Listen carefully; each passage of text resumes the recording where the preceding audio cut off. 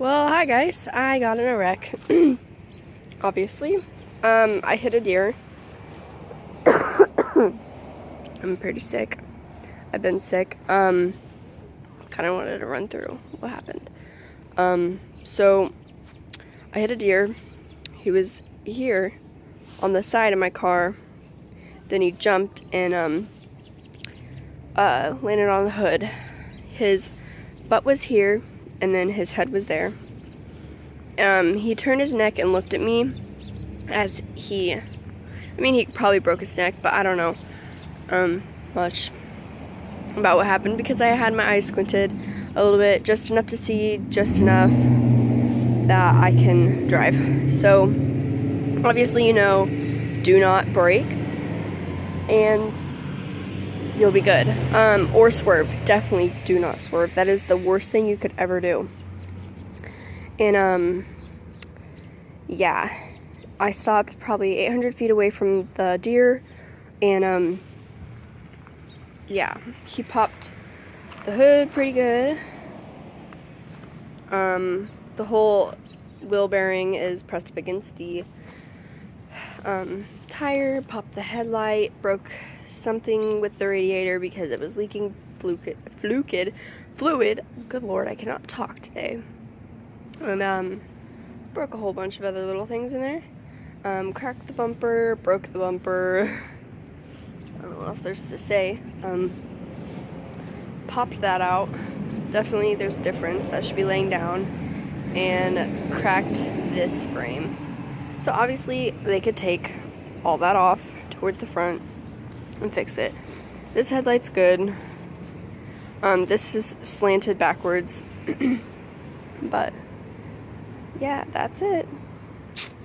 It's pretty crazy. I got out of the car after stopping, and I put my hands on my knees. I was freaking out. I was trying to breathe.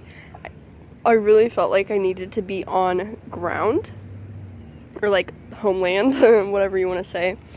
And I started crying. I don't know why I did, but it freaked me out really. And yeah. So obviously you can see that I did hit a deer, and it's not like I hit a person. I think they might have done a little less because a deer is probably heavier and they have more force. Good Lord. But yeah, there's pieces in the back seat that fell off. So after I got out of the car, there was a gentleman and a lady that stopped with me because they were right behind me, and she was calling someone, which probably was not an undercover, but he was off duty and he had his little red light, so he stopped. And then soon came a park ranger. I don't know how these people got there. I wasn't even on my phone. And then after I saw that one of them got there, I was calling my aunt. She was at the hospital, and I was like, you need to come over here. I don't even know what's happened. I just hit a deer. I don't know what's next. And so okay, you can see chipped the paint. That could be just from braking or the cold weather because it was pretty damn cold yesterday. Today it's 20 degrees, so my hands are freezing doing this. So I called my aunt. She's like, okay. And I called my sister. She's like, okay, what do you need me to do? I'm like, well, I don't know. Just come out here because I don't know what to do next. It was so cold. I just wanted to sit down. I was in a see-through shirt and, I had a tank top underneath it, but it wasn't pretty warm for me. Leggings and boots because I thought I was just going to go pick my cousin up from school and then just be home to cook dinner. So yeah, and I hope you can really hear me because there's cars behind. And so after my two aunts got there, because someone called my other aunt, they were asking me questions. Did you have your seatbelt on? I'm saying this so I can help someone out who maybe is a teenager and needs a reminder what happens, or I don't know. Asked me if I had my seatbelt on. Of course, dumb people don't wear their seatbelts. Seatbelts are just a free thing to you that saves your life. Sometimes it doesn't, but that's in a really bad car wreck. And they asked how it happened. I'm so sorry, I'm sick for who knows what reason. I mean, obviously, my body can't fight the infections of the cold, or whatever you call it, the flu. And, they asked if I had a passenger. Yes, I did. They questioned him. They took my ID, was filling out a report, because obviously you have to fill out a report. But they were getting your insurance number, but previously this car got broken into and they stole that. So, and it was put on hold, the insurance, so nobody can make a claim. Like, if they were trying to buy it for their own car, I don't even know what could have happened. And, yeah, I had to get the number from my mom, which then that's when she found out, because I didn't even want to call her. So, yeah, he got it pretty good. I'm probably going to end this just because there's no need for me to go on. It's happened, or I guess if you want to know, after I got AAA to tow it, because there's no reason to not, and I definitely recommend AAA.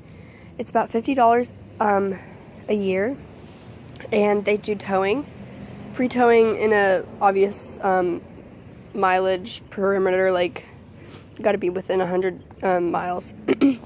So, but obviously you should have a AAA in any town, but I'd feel bad if you want it towed to your own hometown and you're far away. But then that's free. They drop it off obviously at the house, and now I'm waiting for the insurance pick of tow company to come pick it up. It might be the same, it might be different, it might be one of your locals. And I'm just trying to figure out what that is. It's probably still leaking somewhere. I don't know. And yeah, they'll take it away, assess it.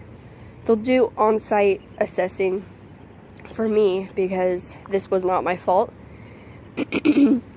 So they'll either total it out for what it's worth on Blue Book, Kelly Blue Book, or they will use the money that it's worth, which this is probably $11,000 for right now, for the mileage, for the condition it's in, and they will fix what is under that amount. So, yep, that's it. That's all I know. If you want to know, I'm pretty shooken up. My spine, back, butt hurts for no reason. Well, obviously for the wreck, but it hurts. And I'm not showing you me because I'm sick and I don't look that great this morning. It's about 8 something in the morning. And so my elbows hurt for some reason, and I guess you brace for impact. And